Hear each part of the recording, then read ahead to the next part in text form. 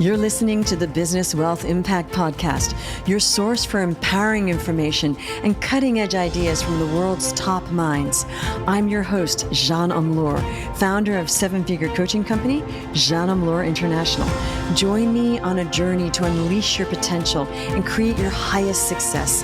Welcome to Business Wealth Impact. Hello and welcome to another wonderful episode with our guest, Staci Gray. Staci has over 2 decades of experience organizing real-world businesses to scale. She puts an emphasis on quickly collapsing the gap between ideas and profits by persistently executing for progress and results. Staci envisioned a world where innovative leaders are no longer trapped by operational chaos. Welcome, Staci. So great to be here and connect with you over organizing to scale businesses. Exactly. Okay, so Staci, we hear a lot about this building to scale and operating to scale. What do you mean by that? And what should people be doing to get their operations in order, to get the foundation so they can scale? Yeah, most people set out to build businesses to create freedom and then end up trapped in the very businesses designed to create that freedom. And so what I do is I come alongside them to help them really create the freedom that they're desiring while not feeling like they're sacrificing the impact they want to make. And so we come alongside people who have amazing ideas, who are confident in their sales abilities and are already really innovative in getting their product or service out into the marketplace, but they feel like they don't have the operational infrastructure to keep up with the volume, keep up the quality, maintain their reputation.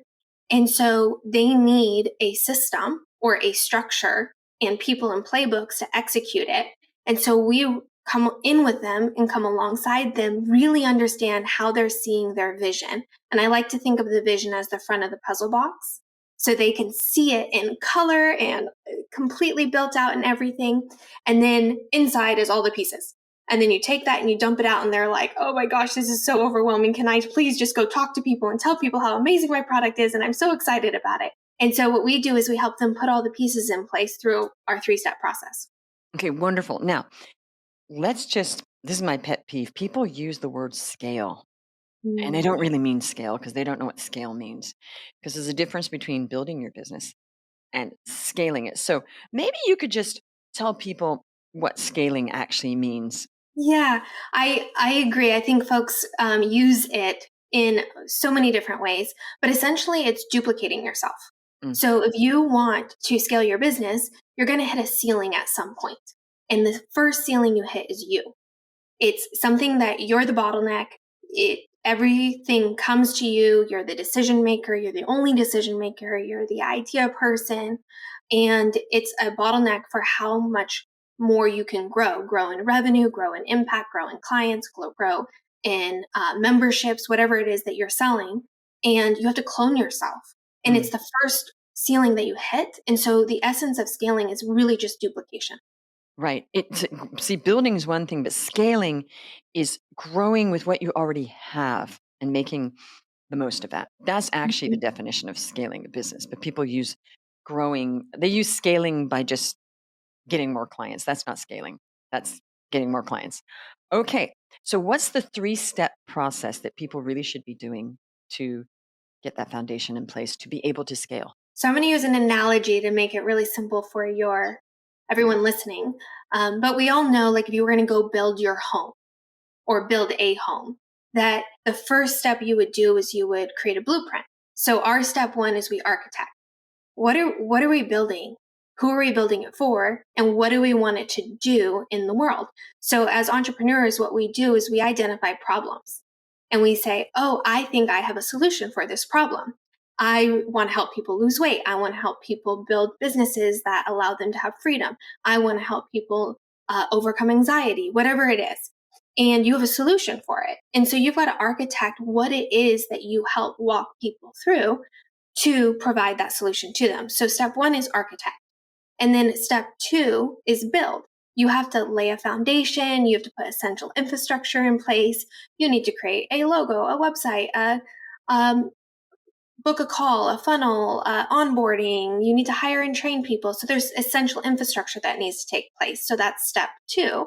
And then step 3 is once it's all built out and you have this magnificent home or this built out business infrastructure, then you need to plug people in to run the day to day, and that's operate. So in real estate, that might be a property manager or tenants or landscapers or cleaners that come in and run the day to day. In business, it's the same thing. So we architect, then we build, and then we operate. Okay. So, what's a story where you've plugged in your three-part formula with a client that you've worked with? What's happened? What's the difference that has happened Mhm. that's made? Well, let me just share my origin story because I think that that is a beautiful story that I think a lot of people can resonate with. So, my father's an extremely successful entrepreneur, and he was also, I like to think of the reason why we get trapped in our business is business codependency. Mm, We need to be needed by our business because it mhm, gives us a sense of significance and value.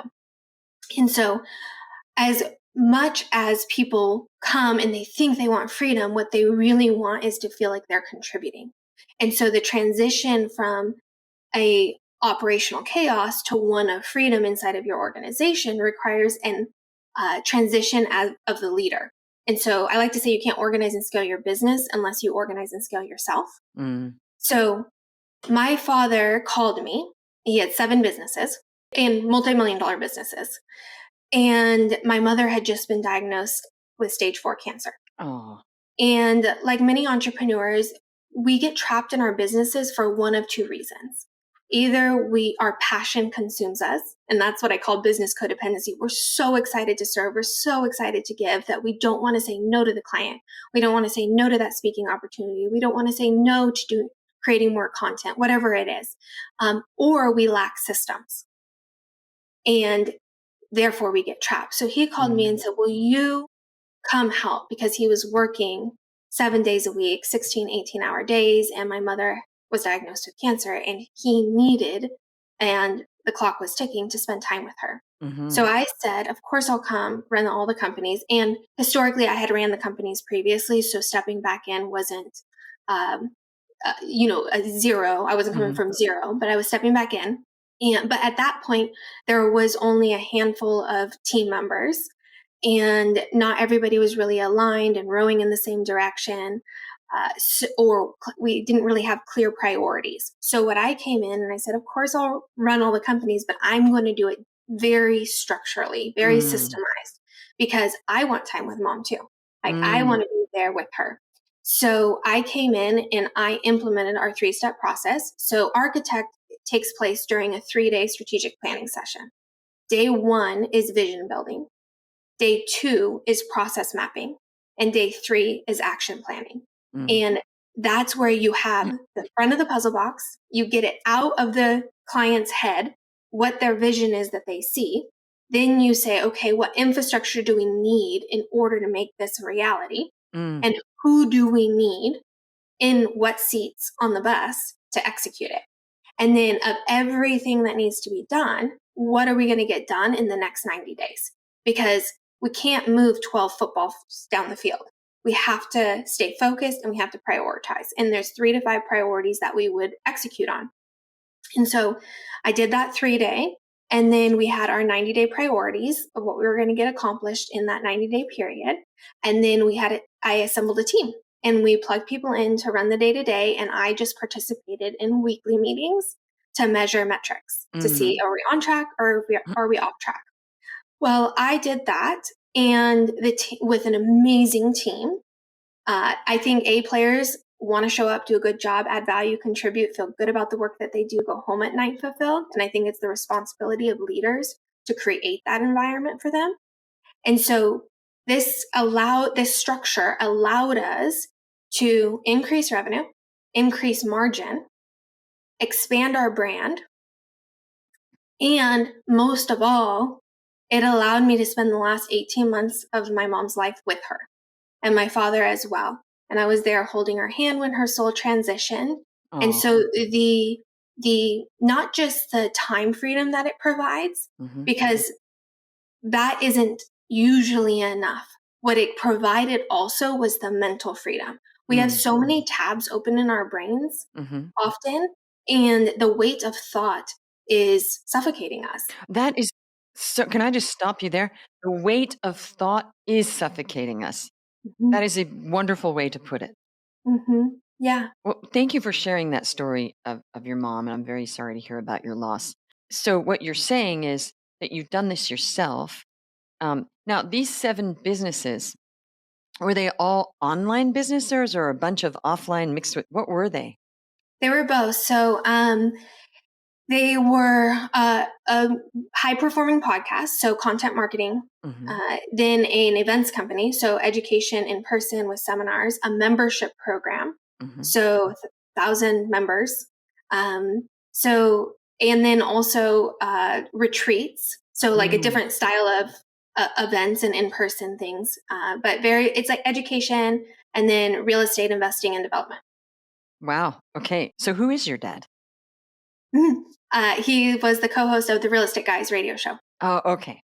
All right. Mhm. So, now you were telling me before that you got into this immediately. This was your first career. So tell us about your pathway to what you're doing now. Yeah. So I graduated high school at 16, and my father didn't want me to go to college because he said, "You're too young and you're too pretty, and I don't want you there at 16." So he said, "Come work with me." And so I started working with him answering phones and taking registrations for different events and seminars that we were doing. And within maybe like 6 to 8 months of that, I was like, I don't want to answer phones anymore. And he said, "That's fine. You just have to hire and train your replacement." And I said, "Well, I don't know how to do that." And so he handed me a copy of E-Myth by Mm. Michael Gerber. Mhm. So that was my first book on systems. And so I read that book and then I created my first SOP, standard operating procedure, my little handbook. And then I said, "Okay, I'm ready to hire." And he's like, "Great, you have to hire the person." I'm like, "I don't know how to hire the person." So then he said, "Go get another book." And so then I figured out how to hire somebody. And so then I posted the ad. And I think at that time, I don't even know that Indeed was around. I think we used Craigslist. I think we did use Craigslist, yes. Yeah. So I posted an ad, did my interview. I think I'm a far better interviewer now than I was then, but thankfully somebody accepted the job. And then I was training. And then I was like, oh man, I've got to lead this person and manage this person. I know nothing about leadership. I'm 16 years old and this person's older than me. So then I started to read Zig Ziglar and Brian Tracy and John Maxwell and Jim Rohn and all of the greats, business philosophers and personal development people, and to get really skilled at becoming a leader and empowering people. And so that's how I got started. And then I eventually worked my way up to the president of those organizations. And then I left, I started some other companies. And then when my mom got sick, I came back. Mm, And then at that, that was 20 years of doing it in the real world. And so when I came back, I was a lot more skilled at understanding precisely what needed to happen when, what was a distraction, and what was critical. mm, And also how to empower people to have crucial conversations, stay focused on the priorities, and really love the work that they're doing. Like Attraction talks about get it, want it, the capacity to do it, mhm, and really helping people align with what their superpower is and then make them feel excited to get up every day and do it and then appreciate and respect them for it. And so that was a journey. And then when I did it in our family businesses the second time around when my mom got cancer, I all of our clients were business owners and entrepreneurs and real estate investors, and they said, "Can you do for us what you just did for the family businesses?" Oh, so that's how your And business started with this. yes. Ah, And so then I was like, "I don't know because we're going to have to hire a bunch of COOs and we're going to have to train them." But I had a few people that I said, "If you want to be beta with me, then let's see if we can do it." And so I had a few friendlies that I did, about four of them, and it worked really, really well. And then I went on to do 36 businesses in 36 months, and we would staff their mm, operations managers and align visionaries. So whoever had the idea with somebody that was an executor, mm, and we would pair them together, and then we would coach them mhm, to align with each other.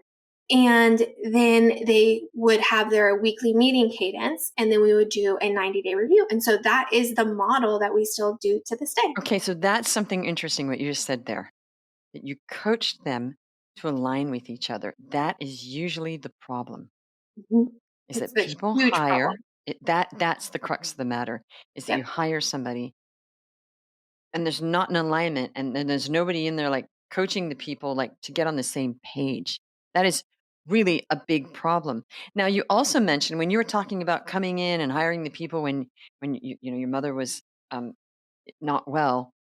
I was thinking, okay, you plugged people in, but I know that hiring, that's a skill.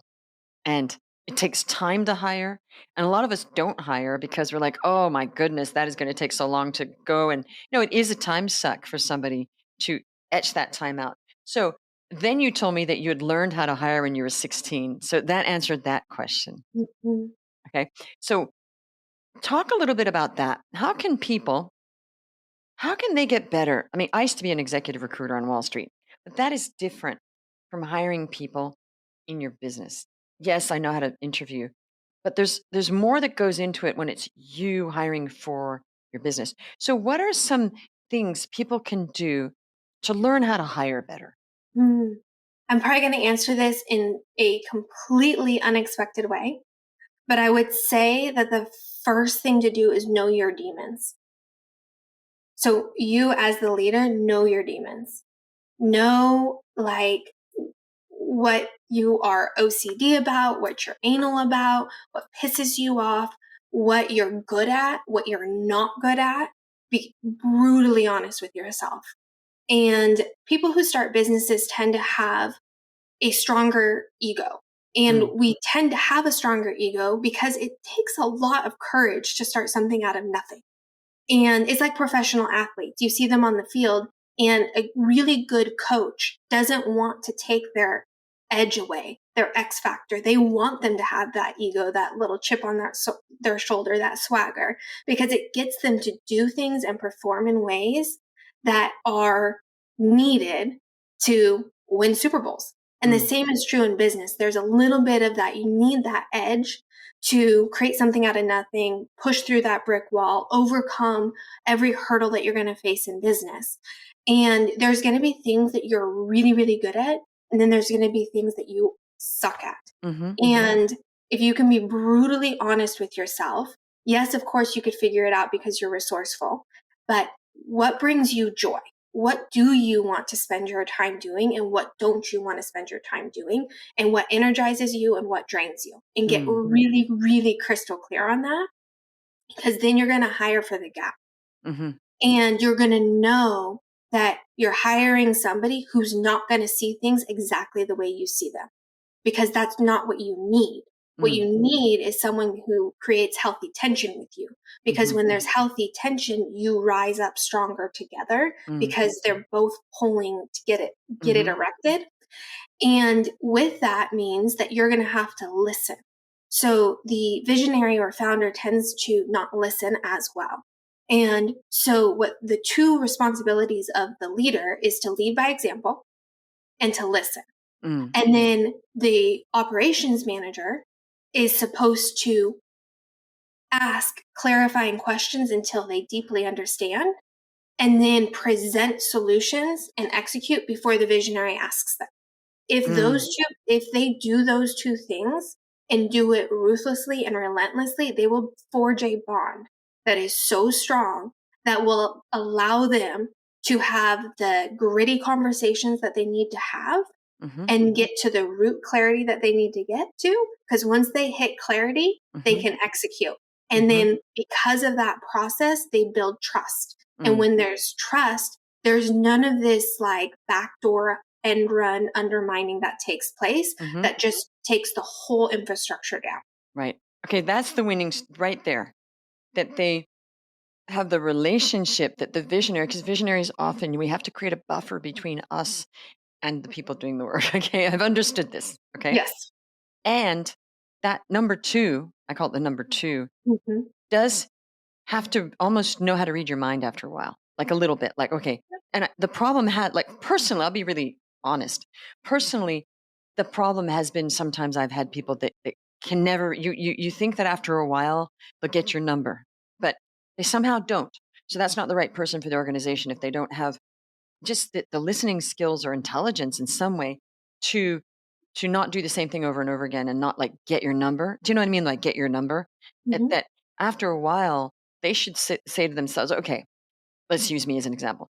Jean clearly doesn't want to operate in this way and would like me to come up with some ideas and not have her micromanage me. And a lot of people, unfortunately, want to be micromanaged. They say they don't, but they actually want to. I personally, I don't like micromanaging. It's not, Mm. doesn't bring me joy. You get that person that gets my number and says, okay, this is, I think, what we should do. I'm like, oh, good, that's a great idea. Go take ownership. That to me is an ideal situation. A lot of people like micromanaging. Personally, I don't. But it seems like it's hard to find that person that can be at that skill level of what you're saying, where they're like, okay, we got the number and you do your thing, I'll do mine. And here's the questions. Great, let's operate. My question is, where do you find people like that? Same place everybody finds them. Indeed. Just online, yeah. Yeah, You just post and you find them online. I think the difference, though, is not again, I have this firm belief that most people want to show up, do a good job, add value, contribute, and feel good about the for work. sure. And so it's the responsibility of the leadership to create an environment that allows them to thrive. Hmm. So it's not about finding the right person. It's about creating the right environment for that person to thrive because Mm. most people will thrive. People will. And because I have been coaching for a long time, I've realized CEOs, even if the person is very detrimental to their organization, have a big problem firing people. I've noticed they will keep someone for emotional reasons because they're friends with them. And it's been a problem. And my thing is, if somebody is not a fit with the organization, they might be a fit somewhere else. Then they should be released so that they can find someplace where they will thrive. And I found that there is this fear of letting go. Have you found that sometimes with organizations? So I come at this so differently because I think the structure Hmm. exposes it. So I am a disciplined person, extremely disciplined person, and I like systems and I like structure.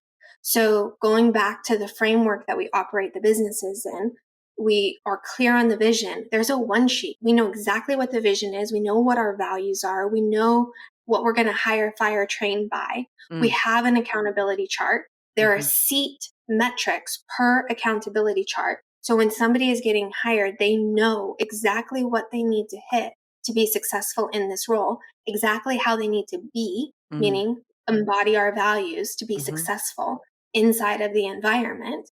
And if week after week they're not hitting their metrics, or week after week they're being talked to about how they're showing up in Hmm. terms of violation of our values, again, most people want to show up, do a good job, add value. So they will self select out because it's Right. not an environment that is a fit.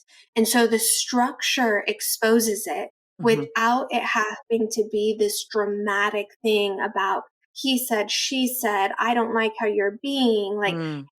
it makes it childish when we don't have the structure. A Hmm. well-run business has the structure Hmm. and it exposes it. Mm. And then you have adult conversations around, hey, I see that week after week you haven't been hitting your metrics. I know that you want to. What Mm. do I need to do to help you to hit the metrics? Hmm. Because if you don't, I know it can't feel good for you not to be hitting the metrics. And I don't want to keep you in a position that doesn't make you feel good. Because at the end of the day, I want you to go home Hmm. and be the best person around your dinner table and have good conversations and feel good about yourself because that's a human being in our community.